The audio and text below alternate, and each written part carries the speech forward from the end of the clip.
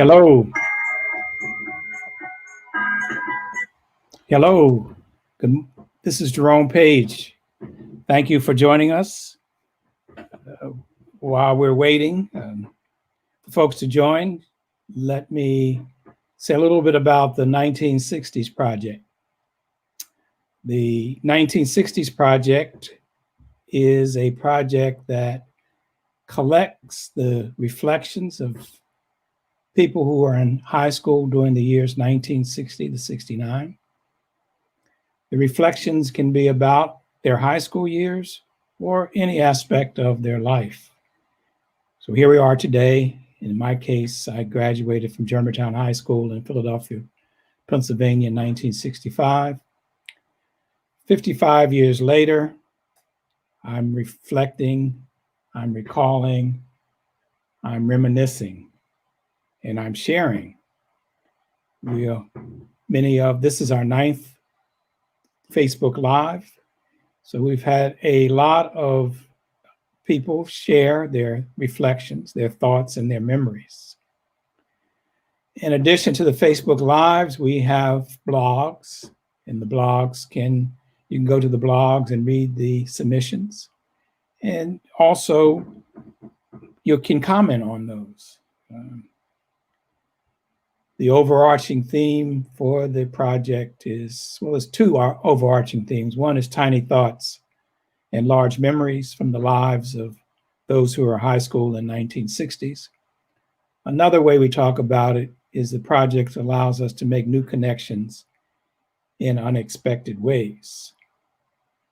We normally have a guest, and we will have a guest this week as well, but I'm the guest. So what we had, in addition to me being the guest, we'll have a guest interviewer. And the guest interviewer is David Lang.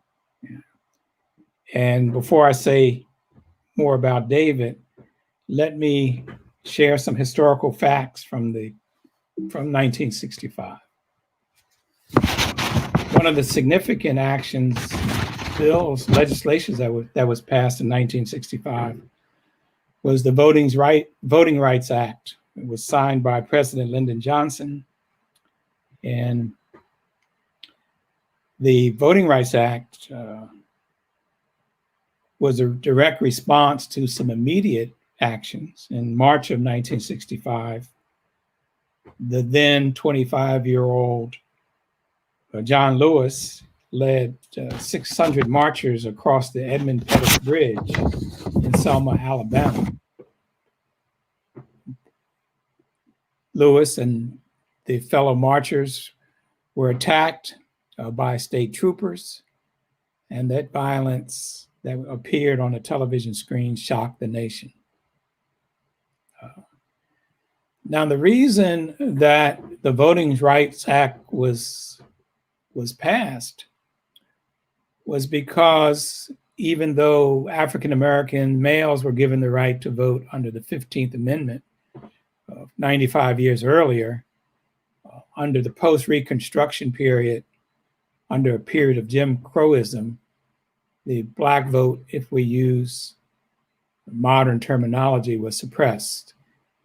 There were all sorts of roadblocks that came up that prevented African Americans from voting. And this voter suppression, or to reduce or eliminate this voter suppression, was the purpose of the 1965 Act. Now, we know that since that act was passed, since 1965, there's been a long period, 55 years, of trying to undermine that act. And we see even today, as we just got finished the general election on November 3rd, the attempts that some people will go to trying to keep others from voting. So voter suppression is real. It was real in the 1860s when the 15th Amendment was passed. It was real in the 1960s when the Civil Rights Act was passed, and it's real today. On a less serious note, the top selling single of that year was by the Four Tops, and I Can't Help Myself. Also, the autobiography of Malcolm X was the second most popular book in 1965. And another popular book at that time was James Baldwin's Going to Meet the Man. So let me introduce David.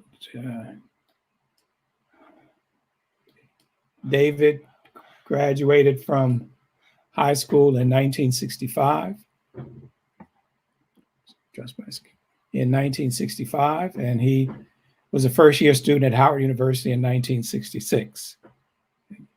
David also has been one of our bloggers. He was I believe, the second or third blogger. So if you want to check out his blog, that's available on the website. And the title of his blog was New Beginnings, My Black Cultural Awakening. And he chronicles the year 1966, where he was awakened as a Black, understanding his Black identity. His Facebook Live is also available on the YouTube channel. And if you have a chance, you can go to the YouTube channel and watch that live. So David, I'm going to stop being the host and let you take over. You're now in charge. You're deputized there, my man. All right. Thank you, Jerome, Dr. Paige. Good evening, everyone. Thank you for the introduction. One correction, I graduated from high school in 1966. What did I say? You said 65. That was the year that you graduated. Okay. So you were a year ahead of me. And we both ended up at Howard, unbeknownst to us at the same time. We were both students there. I didn't know Jerome, and he didn't know me. So we met much later in life. So I'm just going to get right into the interview. I know a lot of people are very curious about you. Okay. So the first thing I noted is that your website is called Jerome's Paige, P-A-G-E, and your name is spelled P-A-I-G-E. So I assume that was intended to be a play on words, Jerome's Paige and Jerome Paige. Neil, you're reading too much into that. That's something I hadn't even thought about. Okay, so there's just a mere coincidence. No, the web page is called P-A-G-E, and yes, okay. my last name is Paige, P-A-I-G-E. Yeah. So, but I'll have to give some thought to that. So you saying that was not intended? That was not intended. Happenstance. Okay. Yeah. All right. Yeah. Now, I'm from St. Louis, Missouri. You're from Philadelphia. Tell us about growing up in Philadelphia. Okay. Well, let's start off with your family. Tell us about your family. Okay. Well, let me say hello to Cree, Di, and also Gail. How are you both doing? Glad you tuned in. Well, there are seven siblings. Okay. We had a show with four of our siblings a couple weeks ago, with James O'Keller and the Faye and myself. But I'm one of seven. I'm the third oldest. We started our journey in Philadelphia, Pennsylvania in the Richard Allen homes. I must have been probably preschool age, kindergarten age, when we moved into the Richard Allen homes in North Philadelphia, Pennsylvania. So I'm assuming that the Richard Allen homes were named after the founder of the African Methodist Episcopal Church? That's correct. That's correct. Many of what was ultimately known as the projects were named after historical figures. And Richard Allen, the AME church, was founded there in Philadelphia. So it was significant that the homes would be named as the Richard Allen homes. So I grew up in St. Paul AME, which was the first AME Church west of the Mississippi River. So I grew up in Mother St. Paul. Okay. Well, we didn't attend. We ended up being Baptists. I don't know quite sure how that was the case, but maybe that'll come out in the course of the conversation. So we were in the Richard Allen Homes, and probably attended kindergarten and first grade in that portion of the city. My father, after getting out of the war, trained first as a paper hanger and then ultimately got a barber's license. And he was working at a barbershop that happened to be located at 17th and Page, P-A-G-E. So since we've got this Page thing going up here, while he was working at the barbershop, the owner of the barbershop, Mr. Prattis, passed away. And Mr. Prattis bequeathed the barbershop to my father, unbeknownst to him. So he was quite excited about that. And in public housing at that time, if you were self-employed, you couldn't live in public housing. So there were two things that led us to move. One was we had to leave public housing. And the second was that many of the clients of the barbershop were moving from North Philadelphia to Germantown. Housing opportunities were opening up. So my father relocated what was then Paige's Barbershop in North Philadelphia to Paige's Barbershop, which was then on the 6300 block of Germantown Avenue. And we migrated from the Richard Allen Homes first to a duplex on 29 West Upsall Street, or East Upsall Street, and then into a single family home at 6200 Baton Street. And that's where we grew up. I attended the Emlyn Elementary School, I think starting in the first grade, and from there to Roosevelt Junior High School, and then to Germantown High School. Okay. Now, you described your parents as Bible nerds. What did you mean by that? Bible, a term, nerd wasn't a term then. It was only when I was writing my blog that when I was thinking about my own development, my own thought, is that they were very steeped deep into Christianity, and particularly the Bible and the Bible study. And what I came to appreciate much later was the Bible, first of all, for my father, who was, he had finished the 8th grade, it became a source for him to expand his literacy skills. My mother had completed 1 year of college at Bluefield State College in Bluefield, West Virginia. So the Bible became a history book. It became a philosophy book. It became a how-to book. It became a book of poetry. And that, plus being part of the Germantown, Grace Baptist Church of Germantown, the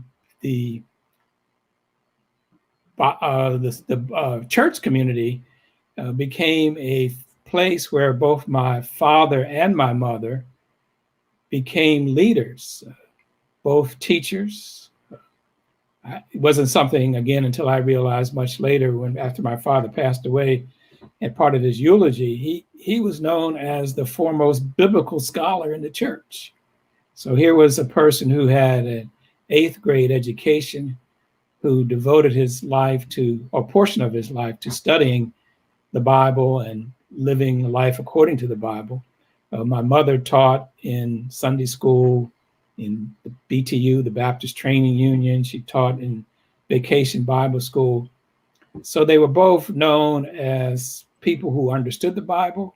People turned to them to interpret or to how to apply the Bible for their own living. And so that's what I meant by Bible nerds or Christian nerds. They became accomplished and also shared their knowledge. What would be a typical dinner conversation around the dinner table that your family might have as you were growing up? Well, we would talk about the day, what things that transpired. We would we would talk about what happened in school, what kinds of interactions we had with neighbors throughout our neighborhood there in Germantown on Baton Street. Now, our parents would always want to talk about something religious, and as kids, we would try to avoid those conversations as much as possible. So, most of the religion got in through the grace that was said over the meals, but they were constantly trying to help us or share their knowledge and encourage us to think and grow in religious ways. I would add that the key conversations would have been around Sunday dinners more than the week dinners. Sunday was a time where we had the family gatherings and ate and shared meals. Okay. Now, growing up, did your parents hold views that you disagreed with? Well, I was a kid, you know. Well, it doesn't mean you can't have an opinion. Well, yeah, I disagree with everything. I mean, I didn't. I mean, when I look back, when I look back on it, clearly I did not stick with their view of religion and their view of Christianity. I never held that against them. I don't think I had a situation where I was in open conflict with it. Given my demeanor, I tended to try to get along and not rock the boat. But I did not try to. I never confronted them on their views. So there was the church. The other theme in our lives was as I mentioned, my father was self-employed. So if we use contemporary terminology, he was a serial entrepreneur. So he first had the barbershop, and then he had a takeout, that's where you soft ice cream and hoagies and cheesesteaks, Philly cheesesteaks, Philly hoagies, tasty cakes, Frank sodas. Anybody who knows Philadelphia would know Amoroso's bread, Frank sodas, tasty cakes, Philly cheesesteaks. So we growing up, I worked in the barbershop, and I worked in the takeout. And then after I had left Philadelphia, my father opened a corner store, which is a convenience store. And many of my siblings worked in the corner store as well. So part of growing up was feeling that you always were working. And so there was a tension to be at church. There's this tension to be working in the store. And there was a tension then to try to live what you considered a life that everybody else lived. Okay. Now, were there any matters that you sided with one parent over the other? For example, in my family, my father was a tailor, so he was self-employed like your dad. And as he got older, my mother wanted him to get rid of the tailor shop and take a job working as a tailor at one of the downtown department stores. And that was a big source of tension between them because his position was that he didn't want to be at the mercy of an employer or a manager. And he had his own business, his own clientele. And his position was always it was better to own your own business. So were there any, and I always sided silently with my father in that regard as opposed to my mother. So that's an example of a conflict. Did you have any family conflicts where you sided with one parent over the other? Well, you've described what is the prototypical family tensions for self-employed people, particularly where the man or the father is running the business. He always wants, if we use modern kind of terminology, he always wanted free labor. So the kids and the wife were always rebelling, even though when I say rebelling, I wouldn't open revolt, but resisting it. What you described was just normal tensions in a family where people are self-employed. And so, but if we say who sided with whom, well, I think I think my mother tended to be less willing to or not as willing as my father was to engage in the business, and not as willing to put as much time in church as my father did. And these are all relative scales. So it wasn't Sure. like she didn't go to church. So if my father put in 10 hours, my mother would say, we only need to put in 6. So it's not a question of going to church or not going into church. So it's on that kind of relative scale. But so we tended to side with our mother. I see. Because she was less demanding about going to church, and she was a little more we were a little bit more less rigorous when it comes to owning the business. But that could be a story. That could be a story in of itself about the relationships between spouses when you have people self-employed. Well, it was just the opposite in my family. I was an only child, and my father would not allow me to work in his tailor shop. He would not teach me any tailoring skills or skills with pressing clothes. He refused. He wanted me to concentrate on my academics exclusively. So I was not allowed, despite my desires to work, I wasn't allowed to work. And in terms of the church, my mother was the driving force behind the church, and my father was more secondary. So she was the one who had me in church, or had the two of us in church all day, every day. Well, not every day, but we attended frequently. Okay. Well, let me say, Judy posted the question, did you all have regular jobs or hours in the takeout in the grocery store? Yeah, I think there were shifts, if I remember that. Friday nights were busy nights in the takeout, so that was always there. And then Saturdays were busy nights in the barbershop. So within the barbershop, I first started out shining shoes, and then worked up to cutting hair and shaving people and doing all those kinds of things that you do in the barbershop.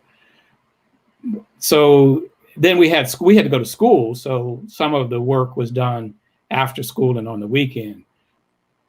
There were shifts and there were discussions about it, but I don't remember now James says, no, we worked on demand. Now my other sister Susie said we all had our hours in the takeout and grocery store. And Susie says they were cashiering, stocking, food prep, sweeping outside. Now Susie, there are two sets of us. There are 4 of us, and then there's like an 8 or 9 year break. And then there's the young one. Susie's part of the younger 3. Okay.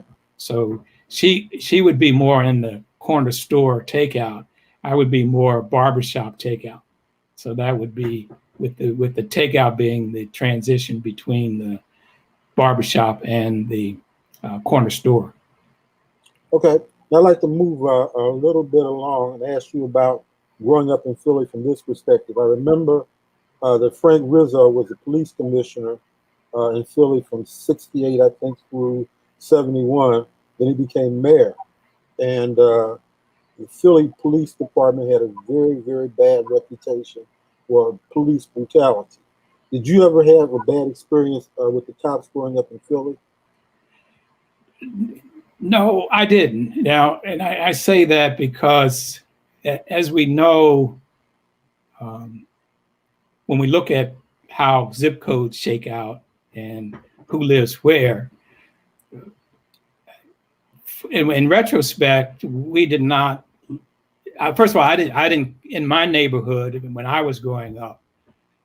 For my immediate neighborhood, the police brutality was not a big issue. So to give you an example of that, we didn't have driver's licenses. So somebody who did have a driver's license took their father's car.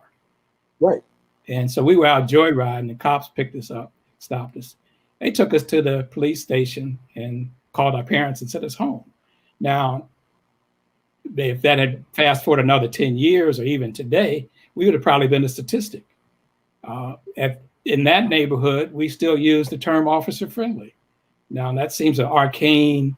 Now that was not officer friendly across all the city and all the neighborhoods, But if you got in trouble, the police knew you or knew your parents, and then they just call your parents and tell you, come get your kids. Now, Was that because the police at that time when you were growing up weren't in patrol cars and they walked the beat and they got to know the people in the neighborhood? well, there were patrol cars. No, they had patrol cars because we had nicknames for the control. I don't remember what they were, but we had nicknames for the patrol cars, and some because some of the officers had reputations for being tougher than others, and so the patrol cars had nicknames to signal who you didn't want to, you did not want to get entangled with that particular person who was in the patrol car. But the point I want to make out that I think we happen to be the exception and not the rule, because there are other parts of the city, police enforcement and police brutality was very rampant. Now, my oldest sister just chimed in and she said the police knew our dad. So again, he was a prominent businessman among many Black businesses. If we use, again, common or contemporary terminology, most Black folks owned the block or owned the intersection around Germantown and Duval. There was the hardware store, there was the barber shop, there was the paint store, there was the bike shop. So there many of the businesses when we moved to Germantown were Black owned. And so the police interacted with the business owners. So that was just part of the going on. So the police knew the business owners, and by default knew who my father was. Okay. Now I'd like to move us a little, move into high school. There was a famous beer commercial, Harley Girl Beer, and the motto was, "You never forget your first girl." Do you remember the name of the girl who had your nose wide open when you were in high school, if there was one? No, I don't. Well, I when I was writing my blog, I had the first version of my blog was on how I encountered memory. So I wasn't about what would happen in my high school years, but the memory of those, how I encountered memory. And I realized as I was writing that blog that I couldn't remember the name of the person I took to my senior prom. So now one could psychoanalyze and try to figure out what that meant, but eventually, as I was writing, her name came to mind. I don't know what happened to her or what happened to us after the prom or what kind of interaction. I feel like I'm in another term I used when I was working on the blog was non-memory. It wasn't as if I forgot anything. It was as if the memories never existed. So part of the process of remembering and recalling, these memories reappear. And I'll have to give some thought to what was the first girl who opened my nose. Okay. All right. Now, my nose was opened. So I like girls. All right. Now, there was a sitcom that aired on CBS from, I think, 59 through 63. It was called The Many Loves of Dobie Gillis. You remember that sitcom? It was about a teenager, and he was in love with a new girl every week. Yeah, well, let me confess, I was not much of a TV person back then. I didn't. So I could never pass the cultural quiz test about popular television. But go ahead, you can continue with your metaphor. My question was, when I was a high school student, I was in love with a new girl every week, just like Dobie Gillis. And my question is, what about you? Well, let me put it this way: if I had been in love with a girl every week, there's nothing lasting about it. So it was fleeting. It wasn't memorable. in that Okay. sense. All right, I got you. Now, Now,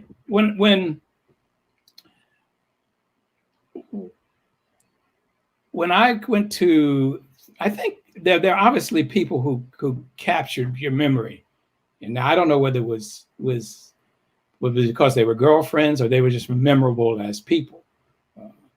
But I was looking at a messenger for Facebook Messenger, and then suddenly I remembered who this person was, and I remembered her to be at that time very striking, very engaged. So I think many of the people I remember were people who I continued to be engaged with post high school. They went to Howard. They stayed in D.C. So it wasn't so much the memory of them, but they continued. Now I have to add another anecdote here because one of my sisters, Sister Faye, is saying that the reason that I don't remember anything was because I had become disconnected from my memory. And she says, what happens if you stay in one place? The stories get told over and over again. And so consequently, I had stopped recounting the stories. And when I would go back to Philadelphia, I would think that people had gotten stuck in time because they could tell who their first girlfriend was, what happened at that football game or what happened on prom night. And according to my sister Faye, the reason I couldn't do that is because I stopped retelling my stories. And so I became disconnected with my stories. And part of this project, wasn't the intention of the project, is to reconnect with those memories. So every time I talk, every time I write, more memories come to mind. So by the time of this interview, I might remember all those girls' names. okay. Now, you mentioned a couple of books that made an impression on you. One of them you said was the autobiography of Malcolm X, and I think the other one was by James Baldwin.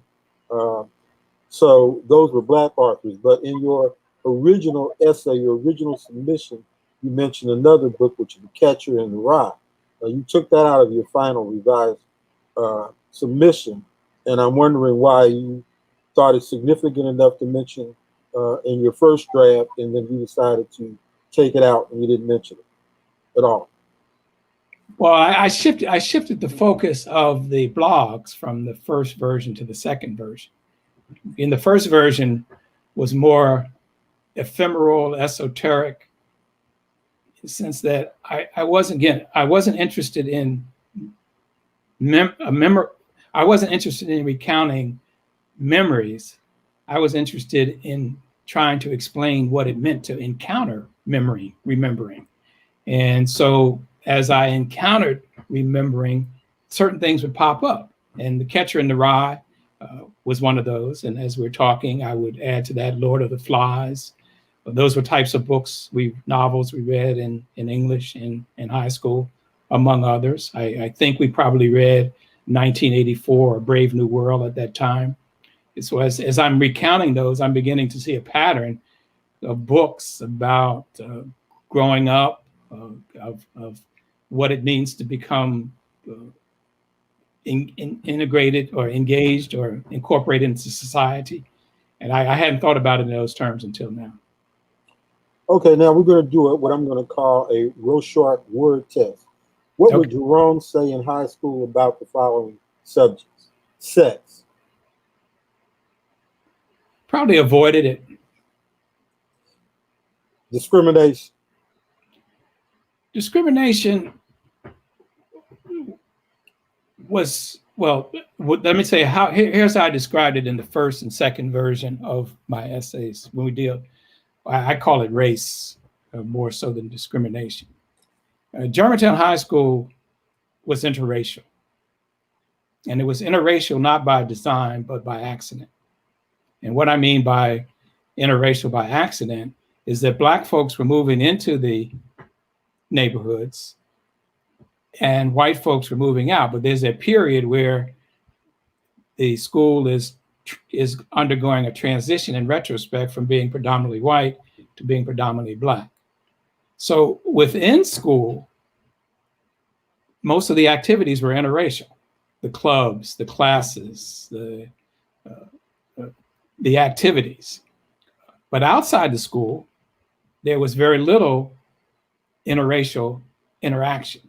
At least in my situation, I know that another one of our bloggers, Gordon, talked about how the fact that he was around he's a white male, by being in an integrated community, it gave him the skills to navigate what would become a world that he became very successful in.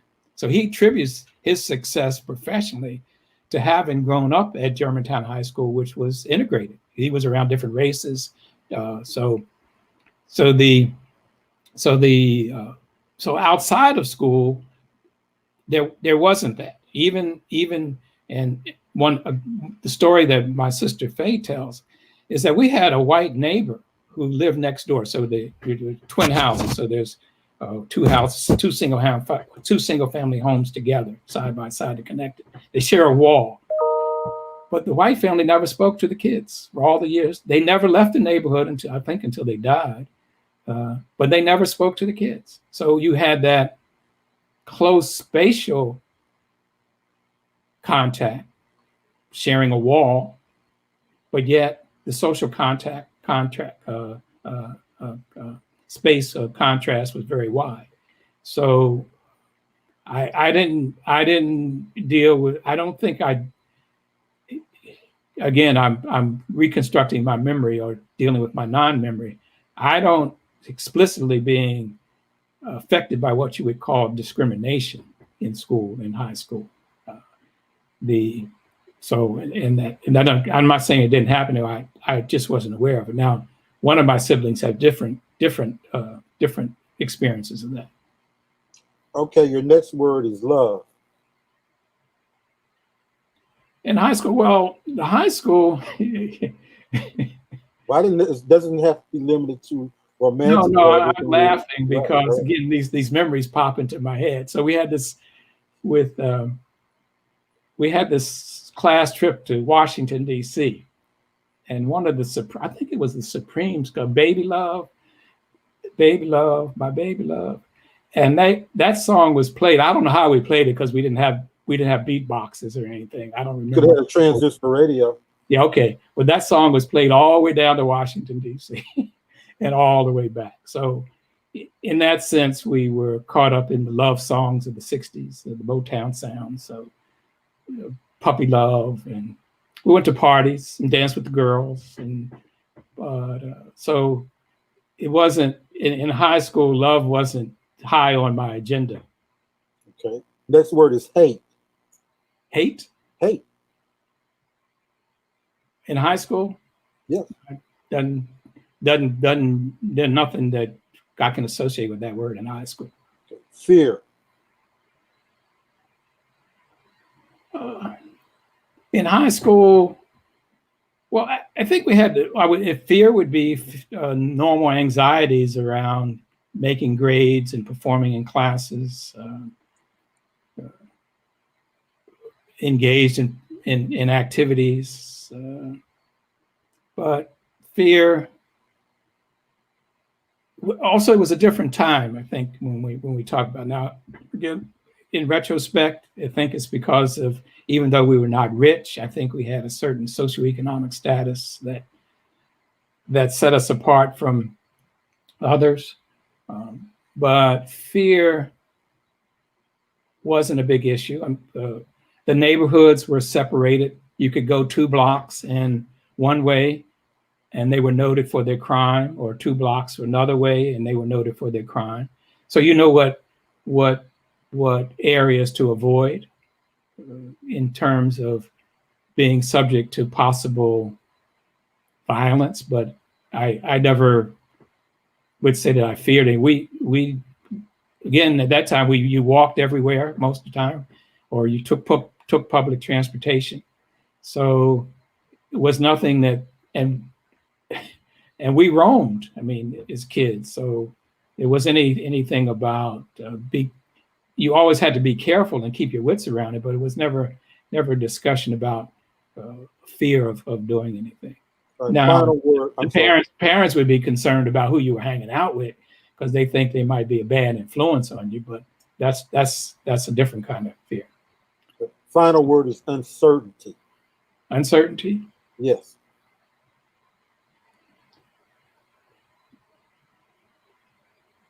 Well, in my first version of my essay, I think uncertainty would be an appropriate term, because I think that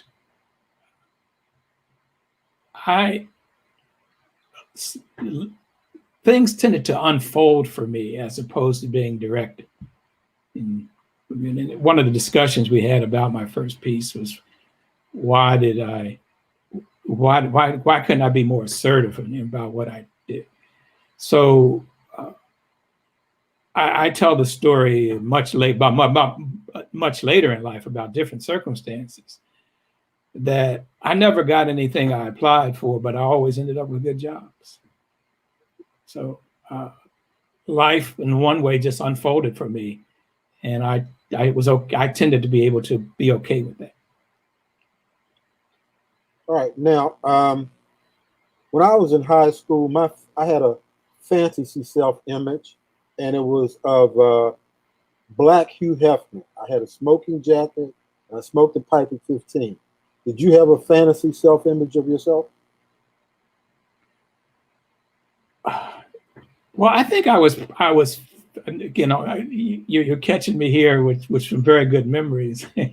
I think we were all conscious of that, of self-image. I don't think it was necessarily the image of some person out there, but people were up with the style. So I remember we would always, if we could afford it, we would send our shirts to the Chinese laundry because we needed those hard starch shirts with the starch collars. Oh.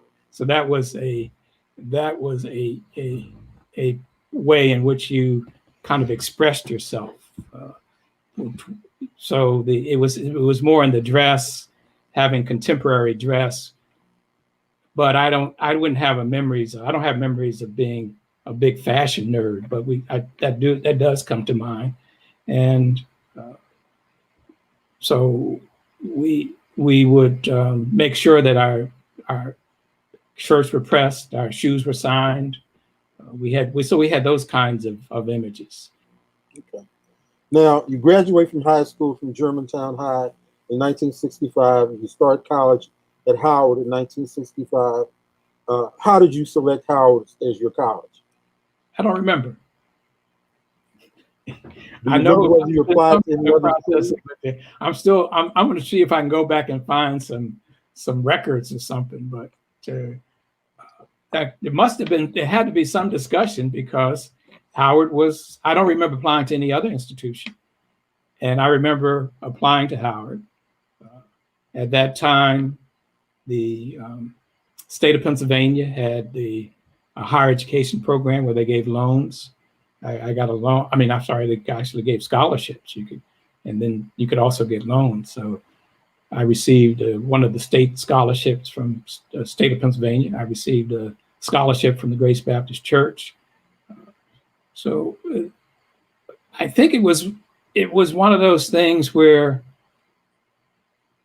there was an expectation of that you would do that. Now, my brother has a different memory. He doesn't think there was any expectation, but I think it was just an expectation to do that. Now, I mentioned that my father had an 8th grade education and my mother had 1 year of college. Now, my mother comes out of Bluefield, West Virginia, and in the 30s, several of her father's brothers died in the coal mines.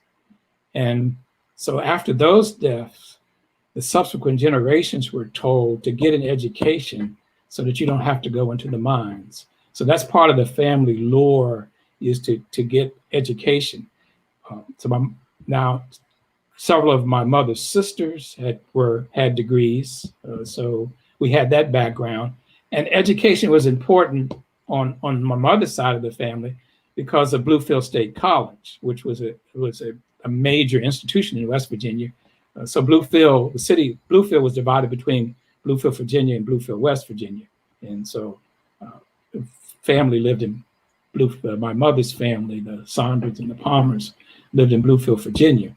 But many of them either worked at the college or had attended the college. So higher education was something that was if it wasn't pushed, it was an integral part of just the milieu. My brother James has a saying: more is caught than taught. So you don't necessarily have to be taught anything, but if you're around it, you can just pick it up. So, okay. Now, did you recall if you made a visit to Howard's campus before you enrolled at Howard? I don't remember doing that. So did you have a picture in your mind of what you thought the campus might look like or be like, an urban campus? In retrospect, I don't. Now, see, you're asking the question. At that time, did I have that? Yes, at that time. So we're talking about. I don't remember. That doesn't mean I didn't have it, but by this at the time this conversation is over, I might be able to remember everything. Right. The Philly Dog was a hot dance on campus when I arrived in 1966. Now, I'd never seen it, so I had to learn how to do the Philly Dog. Did you know how to do the Philly Dog, and did you learn it in Philly? Well, I knew how to do the Philly Dog to the extent that I could dance, but I'm not known for my skills as a dancer. So I worked at doing the Philly Dog, but as I'm talking now, I can remember dancing and doing the Philly Dog.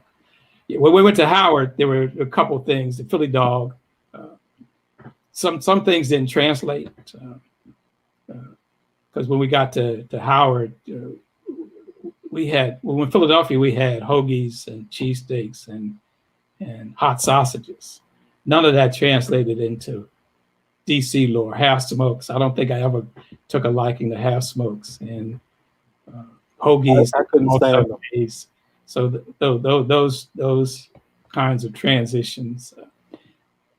But right. So there were local shops around Howard University, but the restaurant scene in DC was not very active, because when we got to Howard University, there were still blue laws in DC, so you couldn't open up restaurants, and so it was a classic case where the only place you could take family members when they come to DC was to the Chinese restaurant. So that was the kind of standing joke.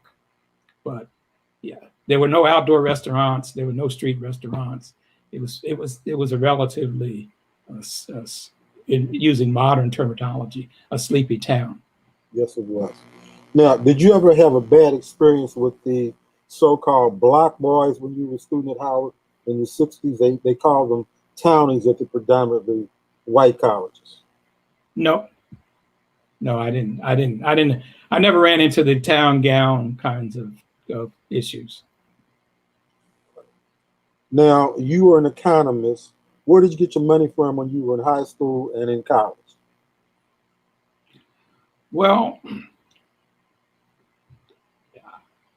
I was, one of the things I do remember, at least one memory seems, and I've had to go back and revise that, but it seemed like we were always working. So in one sense, I shined shoes, I cut hair. So we had money. When I got to Howard, I set up barbershop in the dorm, where it was an open shower, and I forget what it was called. It was a common shower and showering area, set up and cut hair. But even though we had the jobs with the Paige's barbershop and Paige's takeout and Paige in a corner store, when I was growing up, the guys always did odd jobs. A friend of mine posted a couple of weeks ago, or maybe a couple of months ago, about two things. One, his first shoe shine box. Well, guys shine shoes. I didn't have to go in the corner. And he talked about the barbershop that he worked in, where he shined shoes to make money, and I shined shoes in my father's barbershop to make money. And it's one of the highlights was to get one of those fancy shoe shine stands. It was simulated leather and cushioned and all that. So I was tough stuff then.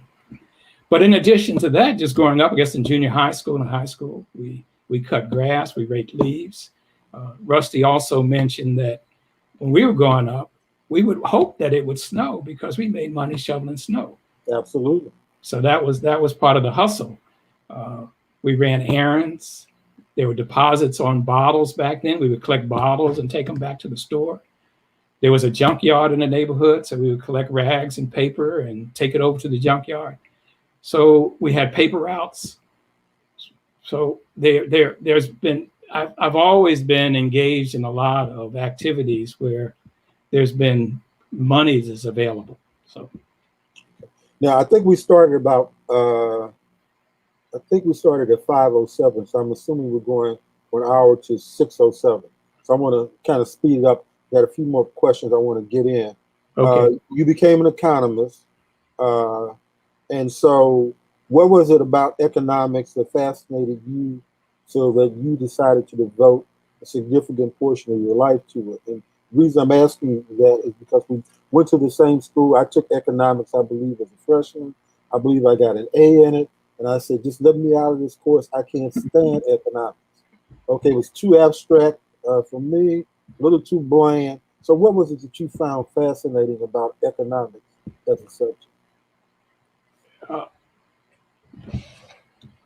There is a novelist by the name of Ann Tyler, and she wrote a book called The Accidental Tourist. And the main character, the protagonist, is a guy who does travel writing, but he doesn't travel. So he lives his life vicariously. Most of my career has been accidental. Now, my colleague Tony Browder would say there are no such things as accidents; they're all coincidences, and it's the divine order. It was time for me to figure out how to finish up school as quickly as possible. Needed to get a job. I was married, a kid. So I just decided, well, this sounds practical. I'll do some economics and accounting. I had taken a couple of economics courses. I remember enjoying the courses on the history of economic thought. But so it was just how can I get my degree the quickest and the easiest? That's how I ended up in economics. Okay. Now, you got married in 1967. So that's 2 years after you started Howard. I only had one classmate at Howard that married while we were students. Most of us weren't trying to rush to get married, at least not quite that fast. At least most of us, I think, wanted to at least wait until we graduated. So why did you marry so young? Well, I married young because I had a daughter on the way.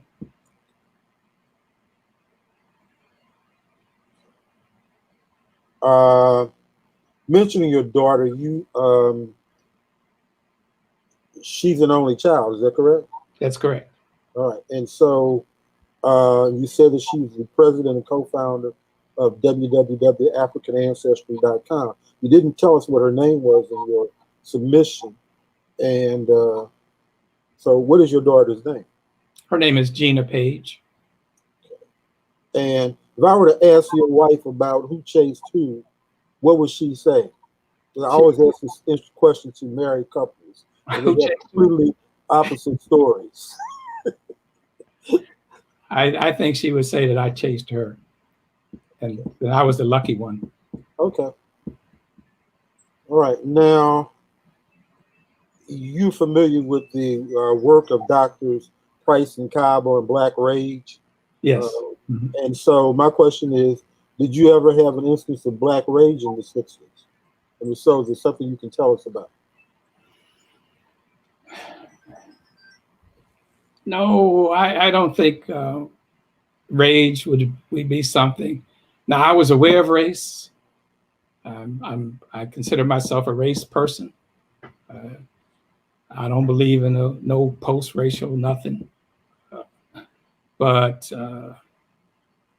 my life has been one of navigating different worlds. So Lanita McLean wrote an essay, which she got an award for, called op-ed piece or article on a foot in each world. I've had to have feet in each world, and I've fortunately for me, I've been able to navigate those worlds, and I understand that why I'm in certain places why I am there, and some of them are more inviting than others. But racial hostility has not been anything that's been part of of my life. Okay, in Living Color, Keenan Ivory Wayans sitcom, sketch comedy show. They have what they call Black World and White World. And my question is, you've lived in both. Do you have a preference for one over the other? Well, I'm pausing because they're just worlds. I mean, I have a preference. I mean, the extent that I have a preference is that I don't have any desire to live in a world other than where I found myself. I mean, I don't say that I reject being Black. I don't reject the neighborhood I live in. I don't reject, but I also honor that my neighborhood, my history, and I can honor somebody else's neighborhood and history. I don't think one has to make a choice. I don't see that as not as a useful choice at all. For me, it hasn't been a useful choice, nor have I've had to make that choice. Now, in my essay, I highlight the fact that in retrospect, I mean, depending on your way you view the world, I've been extremely lucky. I in my second version of my blog by saying my mother's 97 years old, and a few years ago, when all the kids would get around, she would say that we were the most, every day we were the most well-behaved kids. We never caused her any trouble. We're the most gorgeous looking kids. We're so smart. We're so beautiful. We're so well-behaved. So if she lives long enough, we're going to be saints. Right? So she's going to raise us to sainthood. Now I say that because what she sees is that a lot of her colleagues, for them, life is tough. The kids are back home. The parents have to take care of the grandkids. The parents have to give money to the kids. I escaped all that. You could say there, but the grace of God go I. But also, I think, in addition to the luck factor or the coincidence factor, my life is an example of what happens if people have the proper supports. If you have the opportunity, if you have the community, the family structure, not necessarily a two-person family structure, but a family structure, a two-parents family structure, but a family structure that's supportive. And if you go along and you wake up one day and you say, "Oh, I don't know what I want to do," and then something appears, and you do that, and something else comes along. Well, if you have the support, and when I came along, also the cost of education was low. I mean, I think my tuition at Howard was like $250 a semester. It was right. So you got a meal ticket and some dorm, but I could cut hair and make my way through and earn a living. But if tuition is $20,000-$30,000, you can't work and go to school. Absolutely. So in addition to, when we talk about having public policies that make education accessible for all, you can see what happens when that happens. The personal support networks that my brother mentioned, opportunity, personal support, and just plain old dumb luck. I mean, some of my colleagues went to Vietnam. Some of them got caught up in drugs. Some of them got caught up in AIDS. So I'm here today not because of something special that I did. I mean, the fortuitous thing was that for whatever reasons, I had the presence of mind to get there. But the title of my blog is "I Got By," but I got by with a lot of help. And I think my life exemplary is what happens when people have help, and also when people have help, and when you have an expanding economy and you have increasing opportunities. What we see now is for so many people The personal support networks aren't there. The access to education is problematic, and they're not job opportunities. So I'm here because of people who struggled to open up the economy. I stand on the shoulders of civil rights workers and a whole lot of other people. We're about to wrap up. I've got just a couple of other questions. In the 60s, we were in the beginnings of the throes of the sexual revolution and the feminist movement. Would you say you had any male chauvinistic tendencies in the 60s in high school or college? Well, I don't think I think it would be ahistorical to say that did I have male chauvinist tendencies. I was a male in a patriarchal society. So by nature, I would have tendencies. I think I grew up in a barbershop in terms of working and male, tell male stories, those kinds of things. So I think that, like many people, as the revolution, the 60s was a revolution that when we look at the year 1968 as a pivotal point in history, we often refer to the racial unrest in the United States. But there were student demonstrations all across the world. Some of the largest demonstrations were in Paris. There was the struggle for sexual rights and for women's rights. So the 68 was a pivotal year for the world. It wasn't just a pivotal year for African Americans living in the United States. And so that opened up a lot of thinking. And I think my thinking has evolved over time in terms of the role of women. I would not think that I would be misogynist or chauvinist, but I'll have to leave that for the women to determine that. That's something that somebody also have to tell me. I try to live my life in a way that's supportive of all people, all races, all sexual preferences.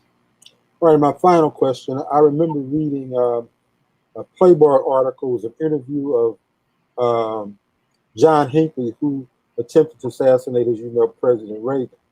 And I remember the final question that he was asked in the Playboy interview was, what was his favorite color?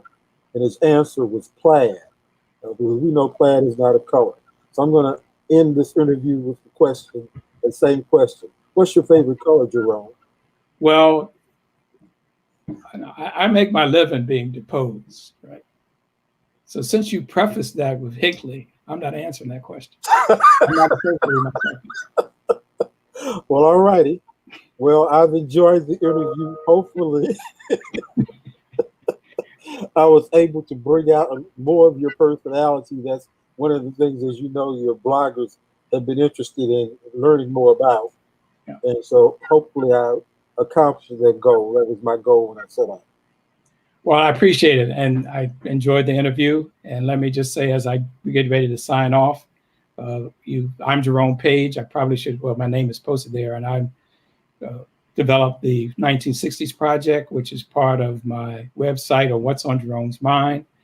I invite you to go to the website and read the blogs and also to comment on them. I invite you to go to my Facebook page and like and follow my Facebook page, and also to go to my YouTube channel, What's on Jerome's Mind, and like and subscribe to my YouTube channel. We're here every Tuesday at 5 p.m., or most Tuesdays at 5 p.m. We took off Election Day. And if you're interested in submitting your reflections, email me, direct message me, and we'll be glad to have you on. You can come on as a blogger, and that would be something that's written, or we can call that the written blog, or you can come on as a video blogger. What we mean by that is that you will just make yourself available for an interview in order to share your reflections, to get insights into your tiny thoughts and what your large memories are. So thank you for listening. And David, thank you again. And good night. Quite welcome. I enjoyed it.